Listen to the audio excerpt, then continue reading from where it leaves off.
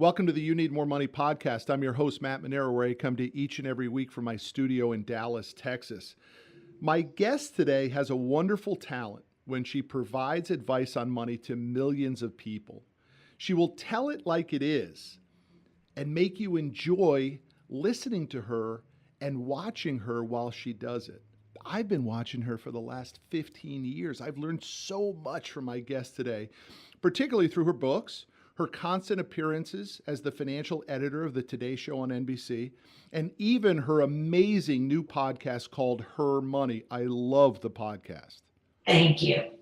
It must be a combination of her wicked smarts, her Midwest upbringing, and just her downright pretty smile. It's my pleasure to welcome Jean Chatzky to the program today. Jean, welcome. Thank you, Matt. Gosh, I'm blushing here. And I told you, you've got a phone booth in your studio. I'm actually in a phone booth I'm at the Cornell Club where I had a breakfast in New York City. And I was like, okay, I can't leave. I have to find a quiet place to do Matt's podcast. How much have you said, I really don't want to do it? How much have you I want to go? Oh, I fight that all the time. I fight that all the time. I'm like, cancel. And then they're like, no, we can't. I didn't say it for you, Gene, but for a lot of times I'm like, come on, I got other stuff I got to do. But I'm grateful that you did take the time, and I know the time is short for us. So I'd love to get right into it. You and I have a very unique connection that I didn't know about it until I listened to your podcast, and you don't know about it me, but we both went to cooking school.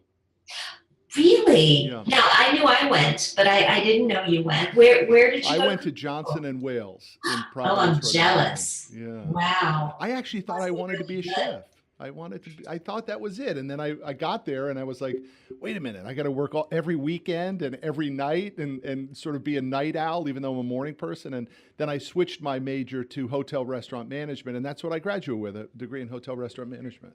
I never wanted to be a chef, but I wanted to be a food writer for a little while. Yeah. And I spent 6 months in cooking school. I went to this great master chef program at the New School here in New York City, and very quickly put on about 10 pounds and decided me and food spending that much time together, not such a good idea, but I love to cook. I love to entertain. I do it a lot. And I'm never unhappy that I spent that 6 months. Awesome.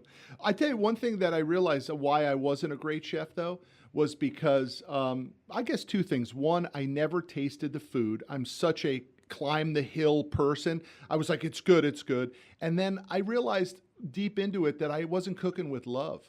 And that's a huge difference. I mean, would you agree that there is a real tangible exchange of love from the chef to the food?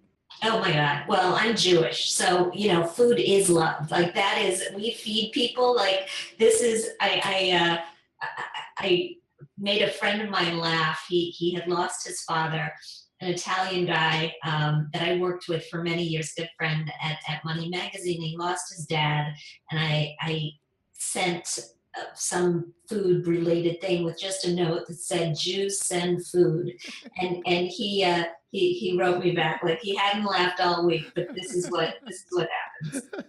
That's awesome.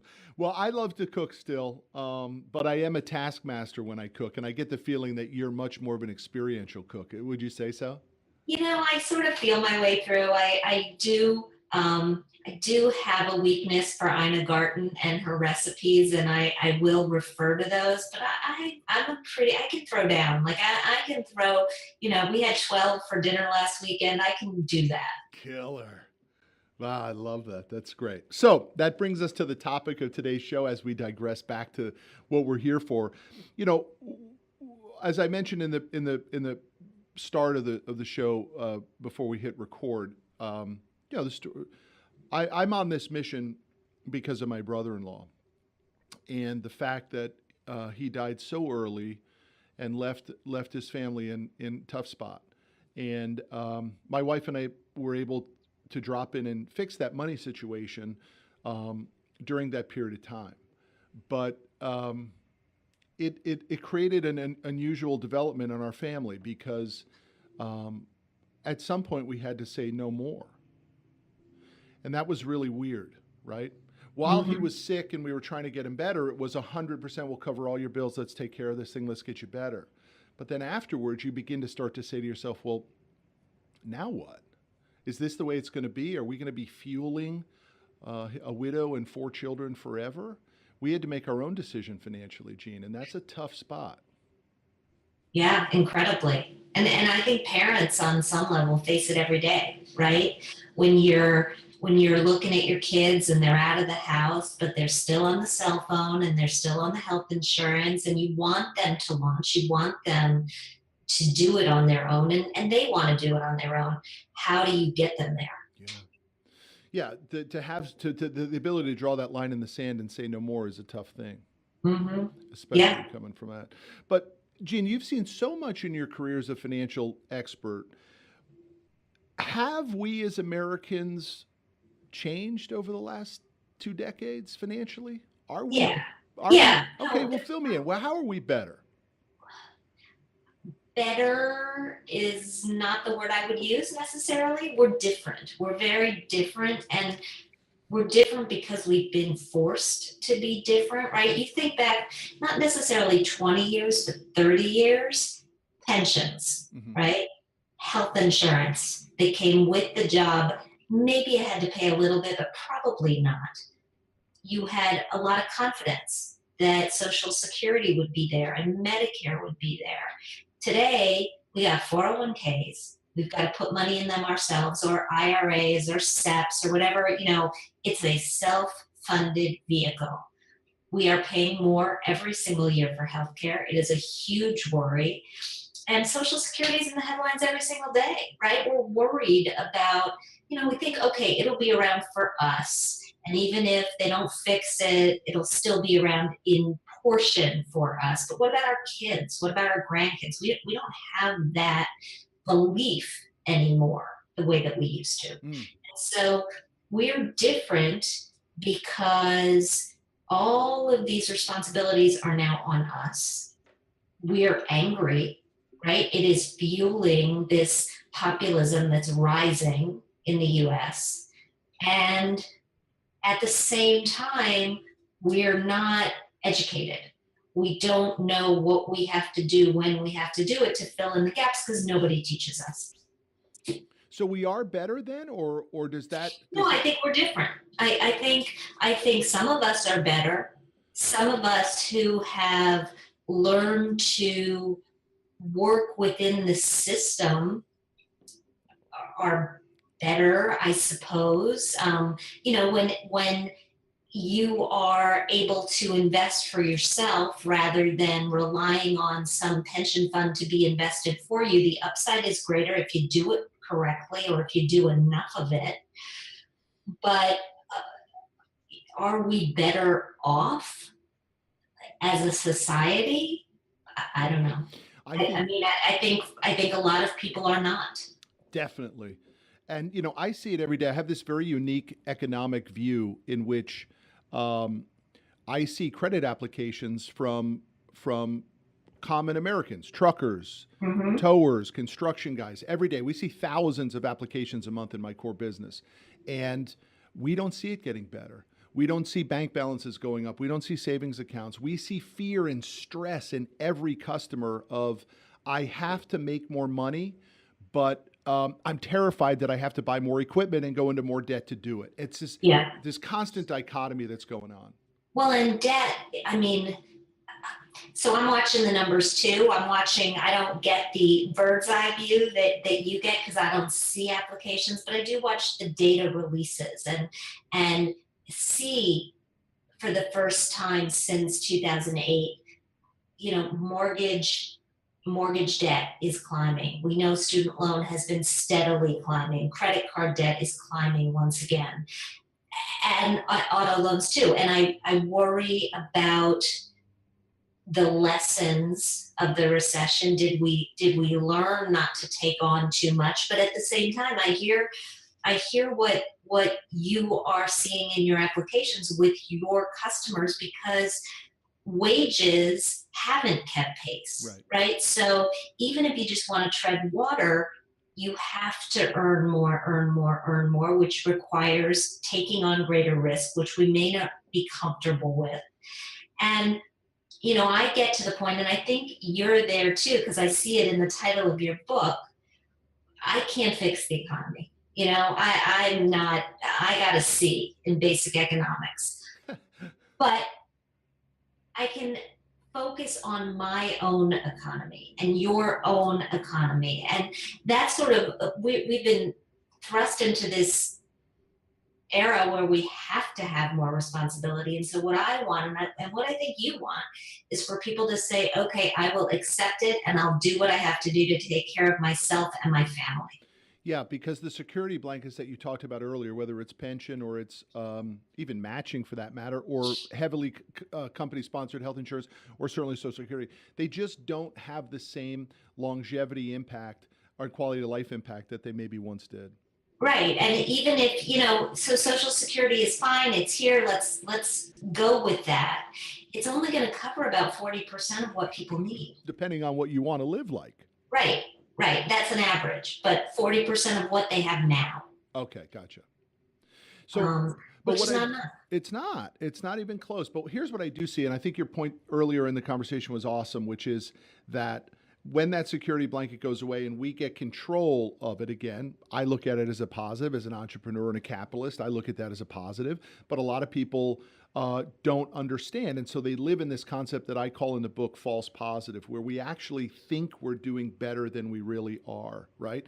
The bills aren't coming on pink slips anymore. We can actually go to Disney World with the family. We can buy the $2,000 purse. We can get the fancy steak and nobody really feels it.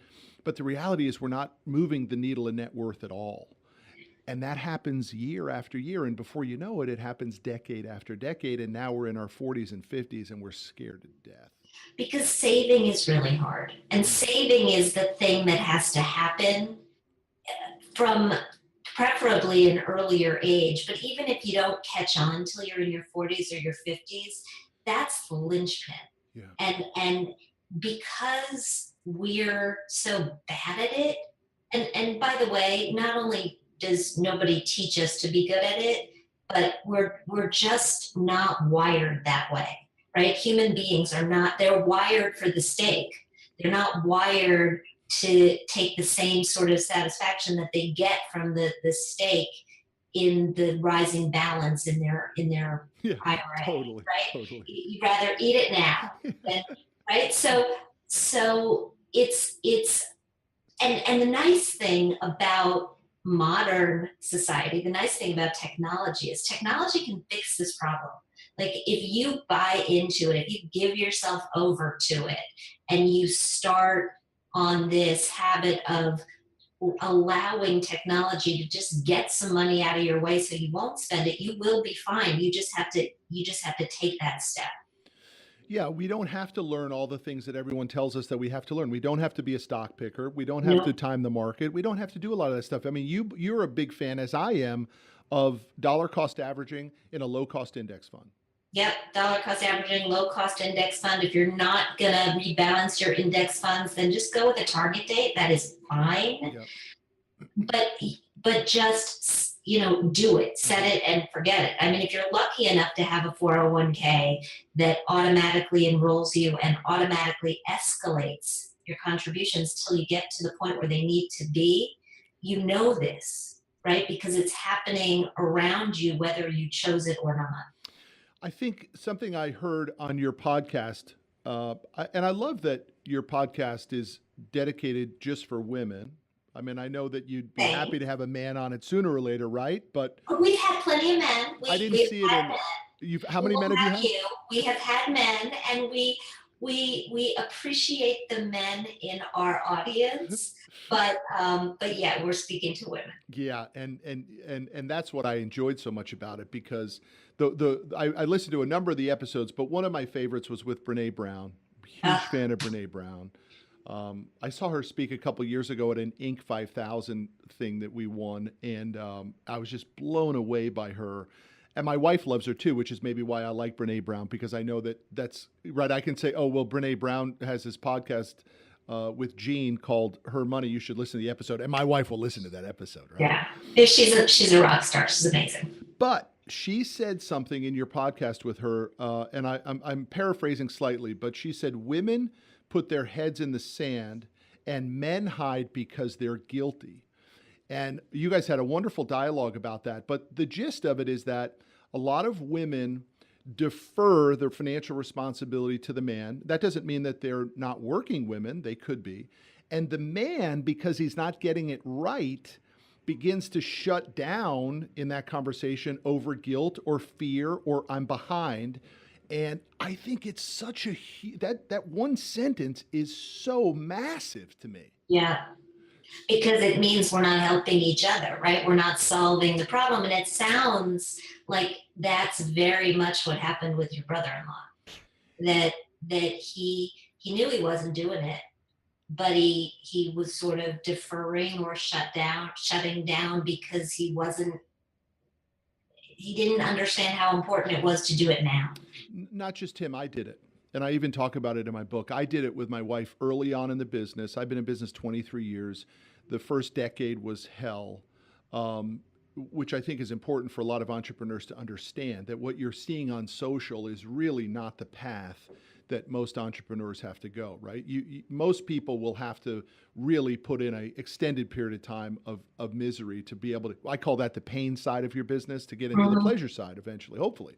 And I lied to my wife about it. My wife's name is Rocky, little 5'2" redhead Spitfire, but I lied to her. I told her we were doing better than we were.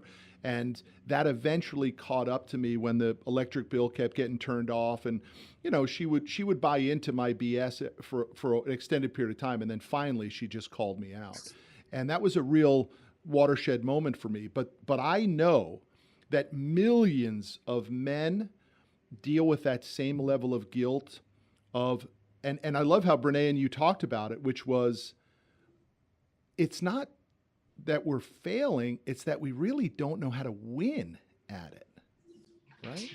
But again, nobody teaches us, right? We when you and I were kids, we did not, I don't think our parents expected the system to shift around them.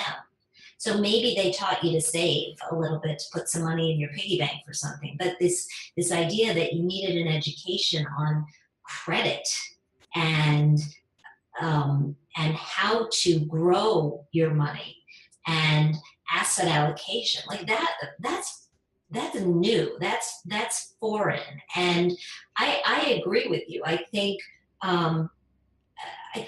it's but what parents did pass along to their sons was this idea that you have to take care of your family, right? So you put the two of those things together. This is your responsibility. Nobody's going to teach you how to do it. And I get the guilt, head in the sand, white lies that come along with it. I think it's very understandable because you feel like you're letting somebody down all along the way.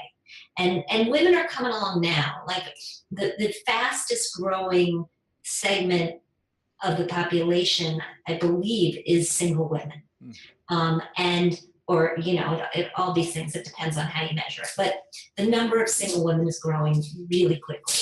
And we need to, whether or not we are in relationships where our earning power is finally coming along, and we need to figure out what do we have to do in order to maximize this new power that we have. So, Jean, how do we do it? What is your advice to both sides? What would you say to the man who is really living in false positive, afraid that he has not been the breadwinner, the caveman, the security blanket that we all believe we are supposed to be? What would you say to that person on a strategy that he could come clean to his spouse, or conversely, perhaps the woman is the winner, breadwinner, and she may be living in false positive too. Let's not discount the fact that that happens for sure. I would say, first of all, your spouse knows. Your spouse already knows. Ooh. Even if your spouse doesn't know that they know, they know. because you are telegraphing the stress. You're bringing it home with you every single day. Mm. And so having a conversation about it is really important, but it's not like it's a secret. It is not a secret. Um, and I would say, look, I talk on my podcast about the fact that I talk about money for a living, but I don't particularly like to talk about it with my husband. Mm. But I don't, it's not, they're the ins and outs, and I am the primary breadwinner. So, this is what's coming in, this is what we're going to do with it, these are our responsibilities, this is what it's looking like with all the different kids, and blah blah blah. I don't love those conversations. I like the conversations about what our future's going to look like. I Yeah. like the dreaming conversations. Let's go to Paris. I like that. But so we schedule it, and we will often. I like to do this in the car. Like we'll often we're on a car ride for an hour. We'll tee it up so that neither one of us is surprised, and then we'll just talk about it. And sometimes it's unpleasant and uncomfortable, but you get through it, and you move on to the good stuff. And you have to spend a little bit of time on the good stuff. And I think I think spouses like to hear from each other a message of "I need you." Whether it's "I need you to help me write this, letter," or "I need you to turn on the sprinklers," or "I need you to go through this finance thing with me so that we're both on the same page and I feel better about it. Mm. Like, I think an "I need you" message is always welcome, and you shouldn't feel scared about that. I tell you what has worked for my wife and I is that scheduling thing because I'm the guy who drops in and says, "Hey, guess what we're about to talk about?" And she doesn't like that Yeah. surprise. So I love Yeah. your suggestion of scheduling and literally whatever that is that says every Sunday, whatever that period of time is. But the fight occurs when the other person says, "I feel like talking about it now," and the other person is not even ready. They're on some other plane, and all of a sudden you start talking about change and they were spending too much or whatever. It's really important. Massive takeaway: schedule that one. Yeah, and I think life can get you there too. Like, if you're feeling like you need some sort of an excuse to have this conversation, every year we go through major life changes, and they all have some sort of financial element, right? We're going to have a kid, we're going to have a grandkid, we want to help, we're going to change jobs, maybe we're going to move, maybe we're going to renovate the bathroom. Like, there are so many different ways to get into this conversation that have absolutely nothing to do with opening a bill. Gotcha. Gotcha. I like that. If you don't mind, I'd like to ask your opinion on, and I hate to be male or female on it, but I do think it's massive, this guilt that men feel about their inability to provide endlessly and financially. And do you think that that's just put your big boy pants on and man up, go out into the marketplace, earn more money, bring home more bacon? Or is there a much deeper level that I'm oversimplifying for a guy? I don't know that every guy feels it. I think in some ways it's generational, but I hear a lot from my millennial women listeners that they're the primary breadwinner, that it's not as much of an issue for them as it might have been for my generation. Hmm. Um, and I do think, my husband is a focus group of one, but he is, I earn more than he does. He takes care of other things that I don't take care of. Like, as long as I do think society gets really, really judgy on this issue. And so I think a couple's financial life, a family's financial life, that's your own business. Hmm. And you close ranks and you don't let outside friends or in-laws or other people who have opinions on the right way to do things impact you, as long as you guys are happy in your relationship. I'll go 1,000% with that. I'm just a little skewed because my Rocky reminds me all the time that that's my job. Yeah, Right. well, so, you know, We so have that, clarity. We have clarity in those roles in my house. I love that your wife's name is Rocky. I had a producer at the Today Show whose name was Rocky, and she was awesome. I mean, you have to be with the name. It's ROKKI on the birth certificate that way. Really? Yeah, it's not like Raquel shortened. It's ROKKI. Well, the Rocky I knew, her name is Joanne. So, well, Gene, let's finish on what I like to call the money game. I want people to understand that it's not too late. So we've already touched on this, and I hope the audience didn't glaze over, but one of the key components to being financially secure is the earlier start, the compound interest effect, the ability to make moves in your 20s that are much harder to make at the same deposit level in your 40s. So somebody's in their 20s. What is the key financial advice you give to somebody in their 20s? Get to the point where you're saving 15%. And that can include matching dollars. Mm-hmm. You know, I don't care exactly where it comes from, but if you are doing that, you've pretty much solved for most other things, right? You haven't solved for you need a will when you have a kid, but you have solved the biggest problem you're ever going to have, which is saving enough. Mm-hmm. Yeah, you know what? It's probably one of the few times where actually 15% is a workable number. It's the decade of your 20s because compound can actually make up the gap. Let's move to our 30s, and I like to paint this visualization, right? This is the young couple.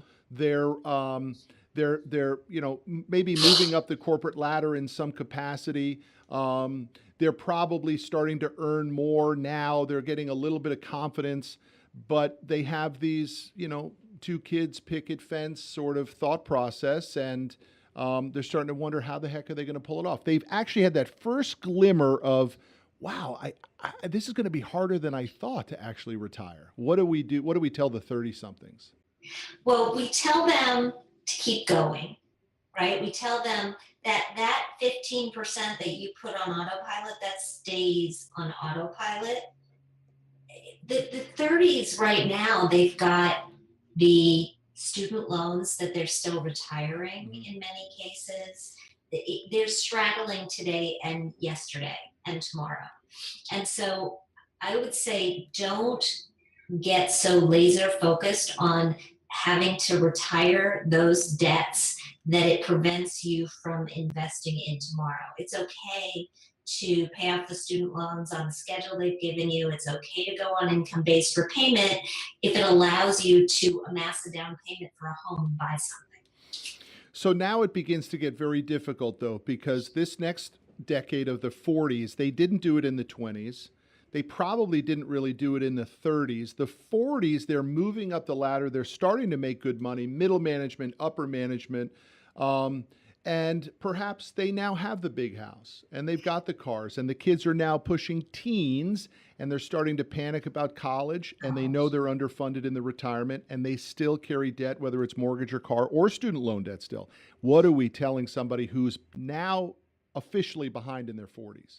Lifestyle makeover. Like this is when you need, if that's the scenario that you're describing, if you haven't done it in your 20s and you haven't done it in your 30s, your 40s is when you have to say, I have to take a step back, and it might be a big one in terms of my lifestyle in order to make up this ground. And so maybe it's a smaller house, maybe it's a one less car, maybe it is a second spouse who hasn't been in the workforce back in the workforce to earn more. Maybe it's another business. Like you got to work one side of the equation or the other. And if you can earn significantly more and maintain the lifestyle, then you can save. If you can't earn significantly more, then you got to downshift and pump the savings away. And we got to go past the 15% then, right? Now we've got to start to. Well, yeah. I mean, if you haven't done anything, you got to get to 20 maybe. And I don't have a retirement calculator in my head, but right. And the other thing though that you can do, and because we're all living longer, you can do it more readily than before, is acknowledge I'm going to work till 68. I'm not going to work till 65. I'm going to give myself 3 additional years on the end of the calendar. And that makes up a huge amount of difference. Now, this is the saddest decade. The next question on the money game. It's the 50s, in which maybe the spouse hasn't been in the workforce because he or she was managing the household and the children. The children are now moving through college and they're behind. And they know that time is no longer on their side for compound interest. It's still on their time for longevity, right? The average male lives to 80 and the average female lives to 84 and going to go longer. They still have 30 plus years. But they're now starting to say, Gene, which I think is the saddest thing that I see in this demographic. They're starting to say, not in my lifetime. Yeah, I mean, I hear it too. No question. And I think it is demoralizing. But this is the time where the responsibilities are starting to move off your plate once again, right? And so that downshifting with the kids in the house is hard. That downshifting once the kids are out of the house is eminently possible, whether it means going to a lower tax state, whether it means going to a neighborhood that's lower tax. Like, you can actually start to focus on you again at this point, and you should. Because if you don't, those kids are going to have to take care of you. And that's, for most people, that's enough. To know that the kids are going to have to take care of you is not what people want. No way. I'm dealing with both my mother and my mother-in-law, right? And it causes a lot of stress, not for me so much because their needs aren't that huge, right? I mean, it's a couple $1,000 a month, but what is huge is the feeling that they don't quite have the freedom that they had because they have to live on such a narrow band of fixed income. Yeah. Let's go to the last one, which is the 60s, which I actually think is perhaps the most complicated because I see this all the time. And I think I'm even beginning to experience this. You start to say to yourself, well, wait a minute, maybe I actually do have enough. Like maybe I lived my whole life afraid of not having enough and I chased it and chased it and chased it. And I gave up some happiness and I gave up some pleasure and it was on my mind all the time and I sacrificed. But now actually, I might actually be all right. I actually can pull this thing off. What do we tell somebody in their 60s on how do they begin to make that scenario, that analysis of whether or not they actually can pull this thing off and retire financially secure? So get some help. That's what we tell people. Because no matter how many scenarios you and I run on the radio, it's not personalized enough to deal with individuals and the special needs child and the fact that they want to have a second house over here. Like, you need personal advice to make sure that you actually can do it. You need to run the Social Security calculation really carefully because there is more money there if you do it right. You need to take income for life into consideration, right? We tell people accumulate. What we don't tell them is, okay, it is just as hard to take all that money that you accumulated and make it last as long as you do. And that is a different but very important process calculation. So you got to solve for that. And I think heading into retirement is exactly when you do that. And the other thing I think people need to hear is that you don't have to stop working. People are happier when they are continuing to work. And so you find something that you like to do, even if it's earning a little bit less than you're earning now. You want to get into a plan where you can transfer your skill set and your time into something that will sustain you longer. Because, if you don't just want to play golf and garden, you need to do something with your time. Yeah, I mean, I love the title on a business card, and it's usually Europeans that have it. It's called merchant banker. And I believe it's really what Americans call consultants. But it's the ultimate for someone in their 60s who can take this massive skill set, this expertise that they built up, and still be able to stay in the workforce and perhaps even leverage it for all the gap that they may need. So Gene, I want to thank you for being with me. I know time was tight for you, and I'm grateful that you took some time to spend with me. So it was a pleasure to meet you. I mean, really, I have learned so much from you over the last 15 years, and I have been a massive fan of yours. I followed everything, and I love Thank the you. new podcast, Her Money. Oh, thank you, and congratulations on what you've built. I mean, I think when people come along and are inspired to do this for a personal reason, it always resonates, and clearly, what you're resonating is doing. So, thank you for having me on. You got it, Gene. Thanks so much. I'll see you down Thank. the road. Okay, bye. Bye.